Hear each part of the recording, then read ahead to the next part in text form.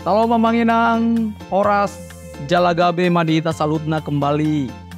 Kami mengajak Amanginang Bapak Ibu Saudara yang dikasih Tuhan untuk menghadiri kebaktian Batak Bermazmur tanggal 20 Juli pukul 6 sore di Rehoboth Hall, Mall Arta Gading lantai 5. Di dalam kebaktian ini kita akan dilayani oleh hambanya yang tidak asing lagi bagi kita, Bapak Pendeta Dr. Erastus Samdono sebagai Bapak rohani bagi kita yang mengajarkan kebenaran Tuhan, yang membawa kita terus bertumbuh sampai Tuhan datang kedua kali. Kami mengundang dan kami menunggu Amanginang yang dikasih Tuhan, Horas Madihita Salutna. Amin.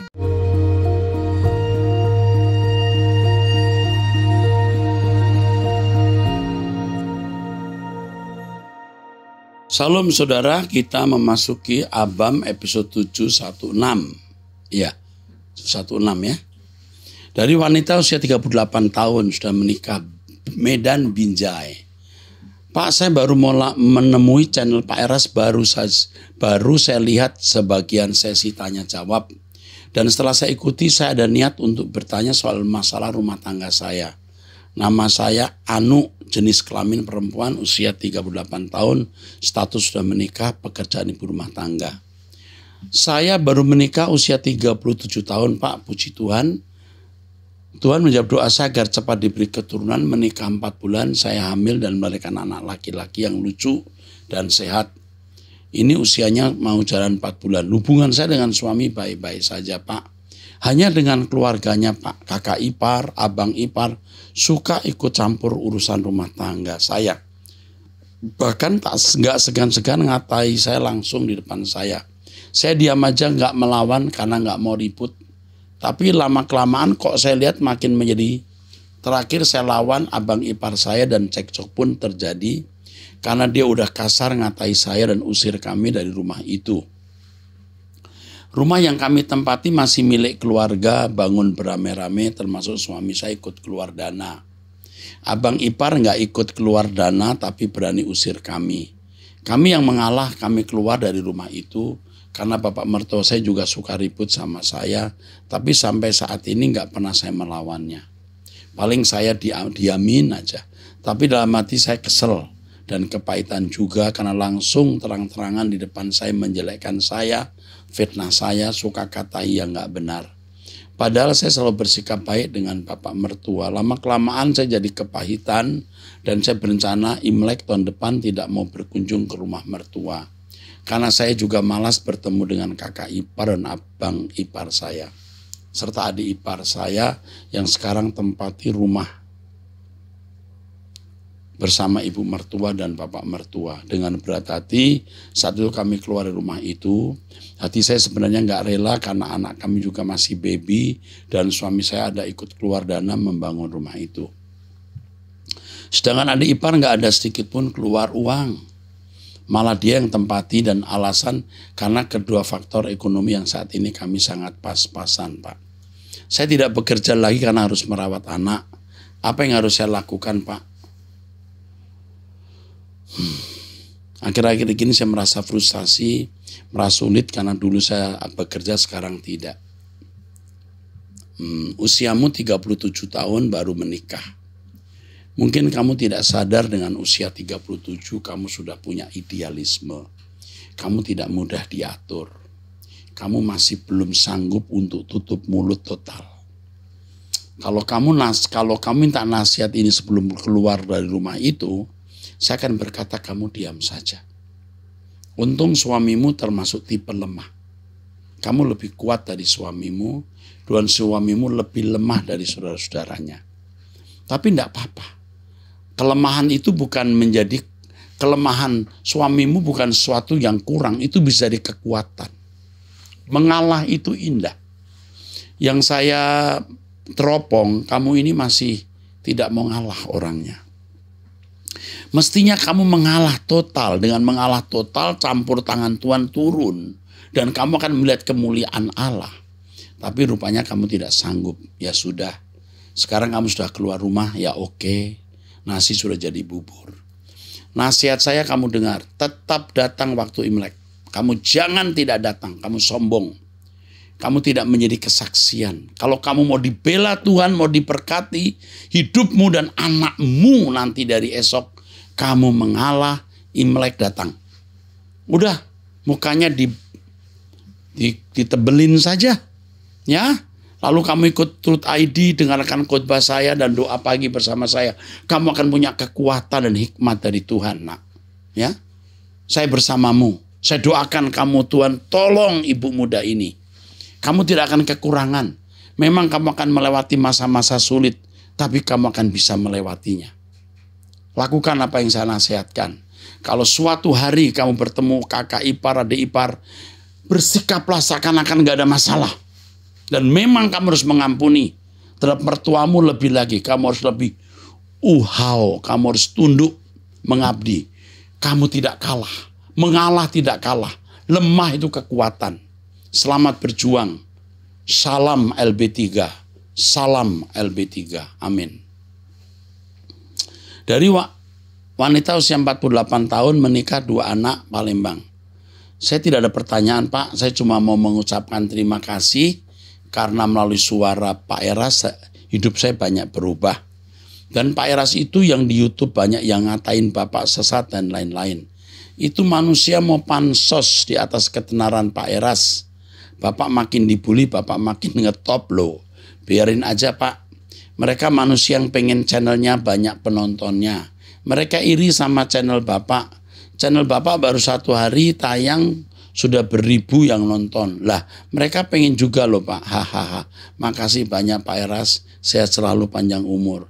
Terima kasih Jini. I love you. We love you. Thank you. Pria usia 30 tahun, Duda, Karawang Barat. Pak Eras, saya sudah 2 kali bertanya lewat Abam. Pertama, dulu nanya perceraian. Kedua, nanya masalah keuangan suami istri. Dan ini ketiga, ya. Jujur Pak, sama sekali saya nggak ada niat mau cari muka atau membela Pak Eras dalam masalah yang beredar di media sosial sekarang. Yang memotong video Bapak seminar Logos. Jujur saya sekarang udah memutuskan untuk datang beribadah di GSKI Rehoboth Mall Arta Gading. Ini tahun ke-8 saya ikuti pengajaran Pak Eras. Saya benar-benar mengajak mama saya untuk beribadah di GSKI karena satu, saya mau mama saya terlepas dari ikatan dunia. Puji Tuhan Pak, Puji Tuhan Pak Eras sudah memelihara iman saya. Sampai saya merasakan saya benar-benar berubah Pak Eras. Saya sebenarnya mau salaman dengan Bapak ketika ibadah selesai. Tapi hati saya pecah Pak, mau nangis, netes. Yang biasanya saya lihat Bapak di YouTube, sekarang saya lihat Bapak langsung. Bapak nyata. Saya cuma mau katakan kepada Pak Eras, sabar ya Pak. Mereka tidak tahu apa yang mereka perbuat kepada Pak Eras. Saya paham betul ajaran Pak Eras. Saya benar-benar ikuti dari YouTube 8 tahun dulu Pak. 8 tahun lalu Pak. Bahkan saya membeli buku Pak Eras, masalah perceraian, rahasia kitab Wahyu 1 dan 2, keselamatan luar Kristen. Itu buku membuka pikiran saya Pak. Harapan saya cuma satu Pak. Kalau ada kesempatan saya mau berjumpa dengan Pak Eras. Dengan segala kerendahan hati Pak, saya cuma mau berkata terima kasih Pak Eras. Bapak sudah memelihara iman saya selama ini. Terima kasih. Oke. Kepada kamu pria yang usia berapa ini? Oh, di Karawang Barat. Datanglah ke MAG, nanti sekretaris saya akan hubungi kamu. Dan kamu temui saya 5 menit atau 3 menit atau 2 menit. Peluk saya, selesai. Ya. Tuhan memberkati. Oke. Nah, dicatat itu nomor teleponnya nak. Dari pria usia 36 tahun lajang. Bagaimana dengan saya? Saya hidup di jalanan dari saya tamatan SMA. Saya jadi begal, perampok, dan pernah membunuh 1 orang. Saya mau bertobat. Wow. Lai, saya akan hubungi kamu. Ini tolong dihubungi. Kasih Pak Monang ya. Pak Monang suruh hubungi pria ini. Ya. Kita cari orang-orang seperti ini. Begal, rampok, pembunuh. We love you. Kau masih punya amang. Kami masih mau menjagai kamu. Supaya nggak masuk neraka nak. Kami akan hubungi kamu. Konselor kami akan hubungi kamu. Ya. Bukan takut ya. Wah. Hubungi begal, perampok, pembunuh. Enggak. Tuhan sayang kamu. Tuhan memberkati kamu, nak. Pria usia 22 tahun, Salam, saya mengalami kecemasan pikiran dan emosian. Oke sayang, kamu akan dibina oleh orang muda juga. Ikuti home, ya. Ikuti home. Kamu akan dibina, ya. Oke. Aduh, ini lagi nih.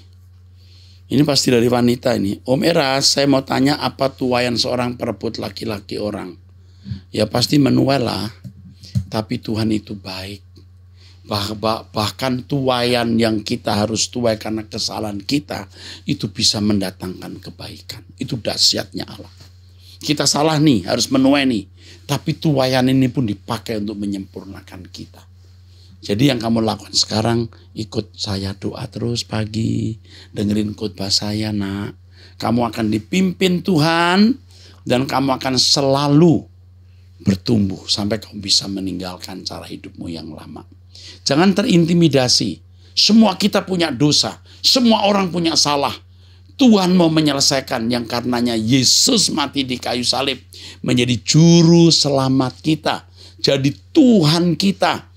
Menjadi juru selamat, mengangkat kita dari dosa. Menjadi Tuhan, itu jadi Raja yang melindungi dan menaungi kita. Tetaplah bersama dengan Tuhan Yesus. Tuhan memberkati. Amin. Pria usia 57 tahun menikah Jakarta Selatan. Setelah Yesus naik ke surga, apakah firman Tuhan di Perjanjian Lama bisa dibatalkan? Hukum Taurat dibatalkan? Efesus 2 ayat 15. Sebab dengan matinya sebagai manusia, ia telah membatalkan hukum Taurat dengan segala perintah dan ketentuannya untuk menciptakan keduanya menjadi satu manusia baru di dalam dirinya. Dengan itu mengadakan damai sejahtera. Matius 5:17, janganlah kamu menyangka bahwa aku datang untuk meniadakan hukum Taurat dan kitab para nabi.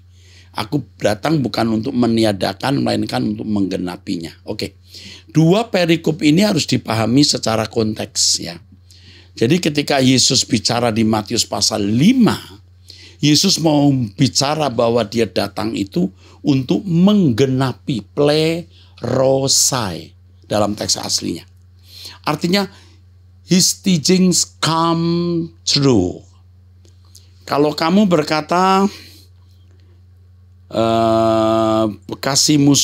bencilah musuhmu, kasihlah samamu.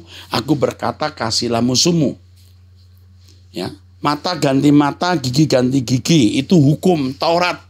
Tapi aku mengajarkan kepadamu kasihi musuhmu, berbuatlah baik bagi orang yang menganiaya kamu.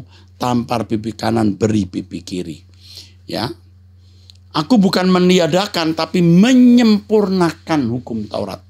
Ini Matius 5 ayat 17. Matius pasal 5, 6, 7, khotbah di bukit, Yesus meletakkan landasan. Undang-undang emas atau golden rule dari kehidupan anak-anak Allah.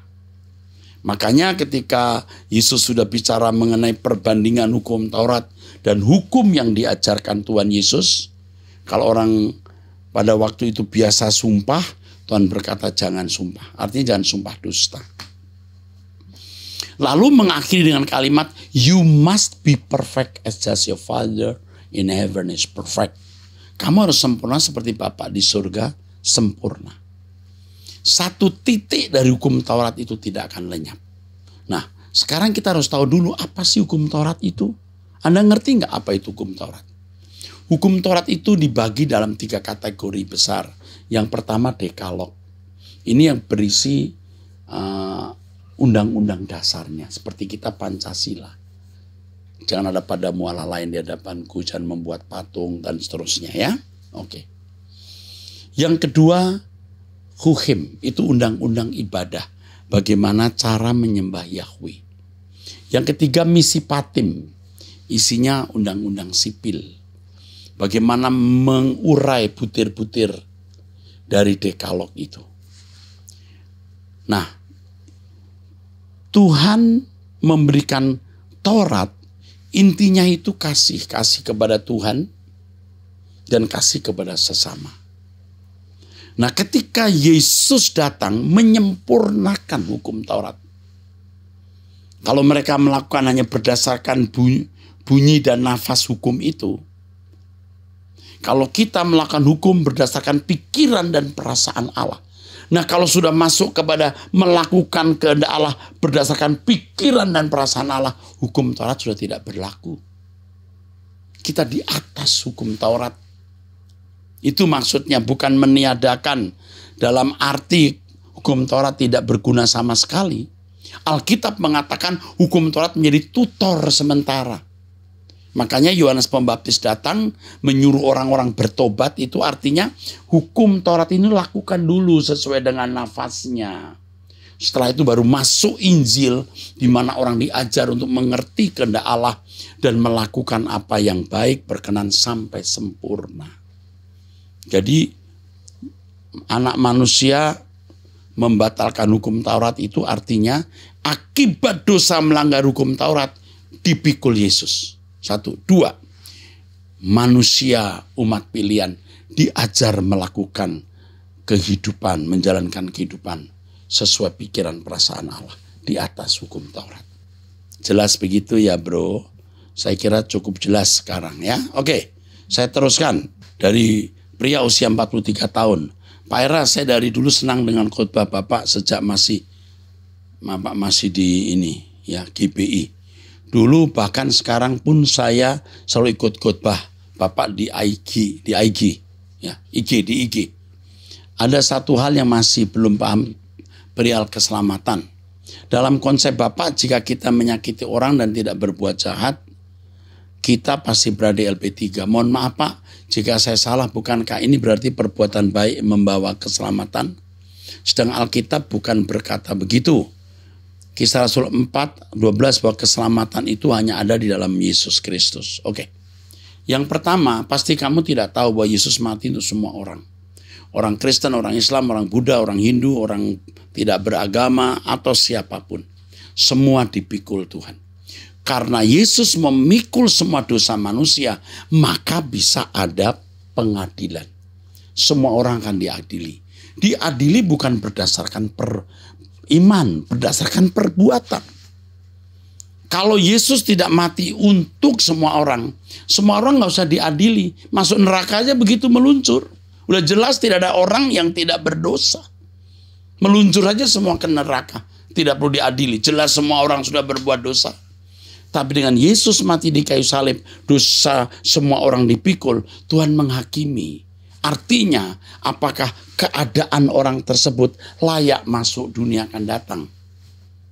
Kalau bagi umat manusia pada umumnya yang bukan umat pilihan, asal mereka mengasama seperti diri sendiri, masuk menjadi anggota masyarakat. Tetapi kalau kamu dan aku orang percaya harus sempurna seperti Bapa dan serupa dengan Yesus. Nah itu dia. Tuhan berkati. Pak Eras dan tim Truth, Salam. Saya mau bertanya perihal masalah pribadi. Saya memiliki pacar usia 26 tahun. Ini pria usia 27 ya. My single. Yang telah pacar selama 2 tahun. Selama pacaran 2 tahun. Kami sudah membicarakan ke arah serius, namun ada masalah dari orang tua pacar. Pihak wanita. Masalahnya orang tua pacar saya tidak merestui hubungan kami karena saya dianggap belum mapan. Padahal saya sudah memiliki pekerjaan tetap dan gaji yang memang lebih dari cukup untuk usia saya. Kerap kali keluarganya memberikan omongan yang merendahkan tentang keluarga saya. Omongan tersebut memang tidak disampaikan secara langsung. Namun pacar saya yang kerap kali menceritakan hal tersebut ke saya. Untuk saat ini mama saya juga sudah tidak respect ke keluarga pacar saya. Namun di satu sisi saya juga merasa kalau yang salah adalah keluarganya bukan pacar saya. Bagaimana saya harus mengambil sikap? Oke. Usiamu 27 tahun, pacar kamu 26 tahun. Ini masalah ya. Masalah yang tidak mudah. Tetapi akan bisa dilewati. Kamu harus berdoa minta hikmat Tuhan apa yang harus kamu lakukan. Kamu pacaran sudah 2 tahun ya, sebenarnya sudah cukup. Berapa tahun tadi? Kamu sudah pacaran 2 tahun ya, sudah cukup mestinya. Umur kamu juga sudah cukup. Tapi boleh saya sarankan kamu, minta waktu ke depan ya. Minta waktu 1 tahun lagi. Paling cepat. Kamu minta waktu 1 tahun lagi, kamu baik-baik saja hubungan dengan wanita ini seakan-akan tidak pacaran, seakan-akan. Seakan-akan. Kamu minta tanya Tuhan, lalu kamu lihat apa yang terjadi. Kamu harus melibatkan Tuhan dalam masalahmu yang cukup rumit ini. Ya. Pasti Tuhan menolong kamu. Ingat, kamu harus mempersembahkan hidupmu untuk Tuhan, bukan untuk menikah. Bukan untuk punya anak. Untuk Tuhan. Karena untuk Tuhan kamu boleh pacaran, punya pasangan hidup, dan semua itu kamu lakukan untuk Tuhan. Jika motif hidupmu benar seperti ini, Tuhan pasti menolong kamu. Ya 1 tahun. 1 tahun. Paling cepat. Karena kalau saya pacaran dulu, saya pacaran sampai 7-8 tahun, kamu bisa lah 3 tahun, 4 tahun. Jangan buru-buru dulu. Oke? Biar keadaan menjadi kondusif. Biar gelombang ombak ya bisa diteduhkan. Jangan sampai kamu menikah dalam situasi keluarga yang tidak setuju dan lain-lain. Ganjelan itu. Tapi Tuhan pasti tolong. Kalau kamu memiliki motivasi hidup yang benar. Hanya Tuhan yang bisa tolong. Tuhan memberkati. Wanita usia 20 tahun ya menikah di Bogor. Udah menikah nih. Masih muda. Pak Eras, sebelum saya menikah dengan suami, kami sempat 2 tahun tinggal bersama dan hidup selayaknya suami istri. Sementara mempersiapkan segala sesuatu untuk pernikahan.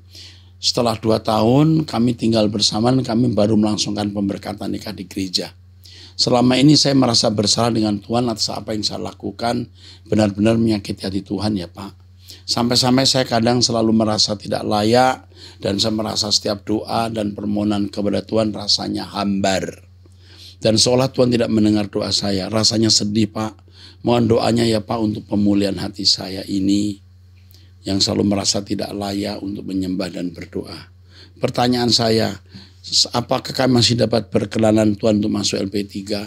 100% masih sayang. Masih. Kamu berdua dengan suamimu. Kamu minta ampun kepada Tuhan ya. Dengan laki-laki ini ya. Kamu mulai membawanya kepada Tuhan untuk minta pemberkatan nikah. Dan mulailah hidup baru. Tuhan berkenan ya. Tuhan berkenan anakku. Apakah dengan cara kami mengawali perkawinan kami seperti ini akan berdampak untuk keturunan kami seperti apa? Bisa berdampak tapi bisa tidak. Tergantung seberapa kamu bertobat dan punya komitmen untuk hidup suci. Kalau kamu bertobat, berkomitmen hidup suci, untuk apa Tuhan pukul kamu?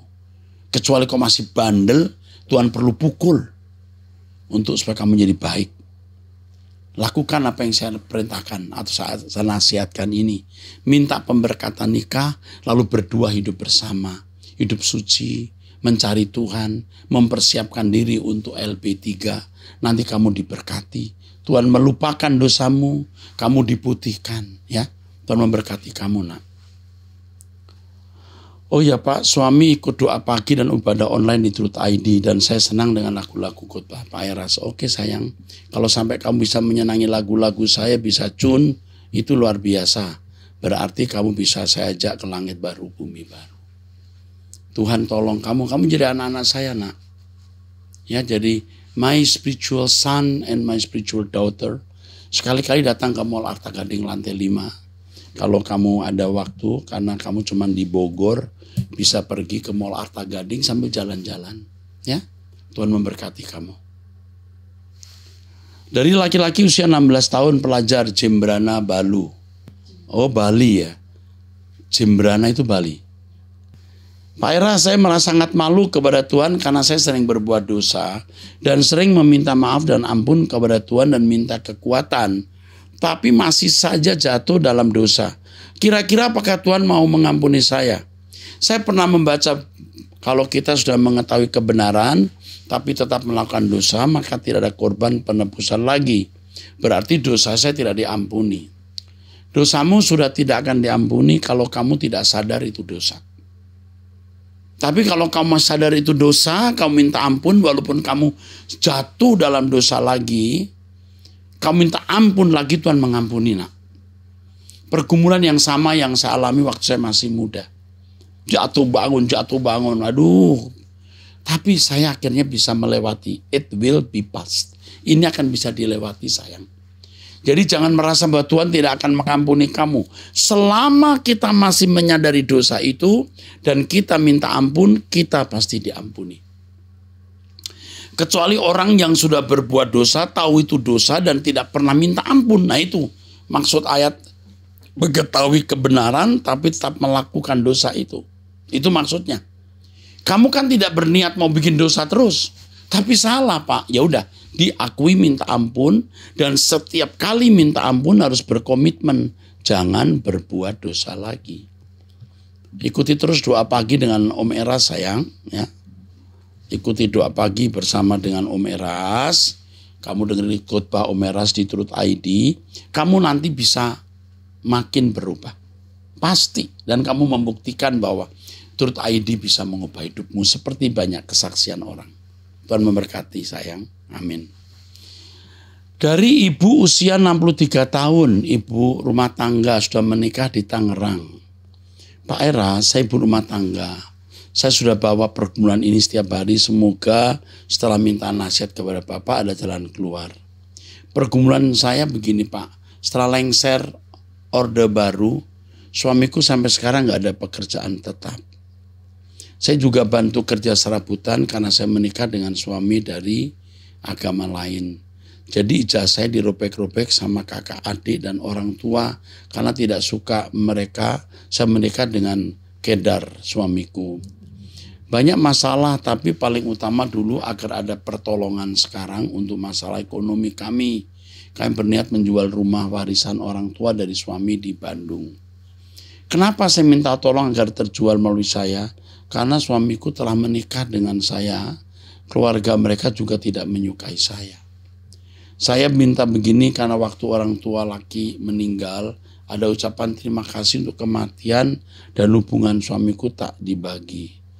Oh, ucapan terima kasih, uang meninggal itu ya, angpau itu ya. Sewaktu penjualan mobil, suamiku dapat tak sama dengan saudara-saudaranya. Suamiku dapat lebih sedikit, penjualan motor tak dapat sama sekali. Penjualan semua perabot rumah tidak dapat juga, hanya saudara-saudaranya yang kebagian. Penjualan rumah pun mereka bilang kalau dapat di chat WA-nya dengan adiknya. Oh, Bapak kalau berminat punya rumah ini, fotonya saya lampirkan. Oke.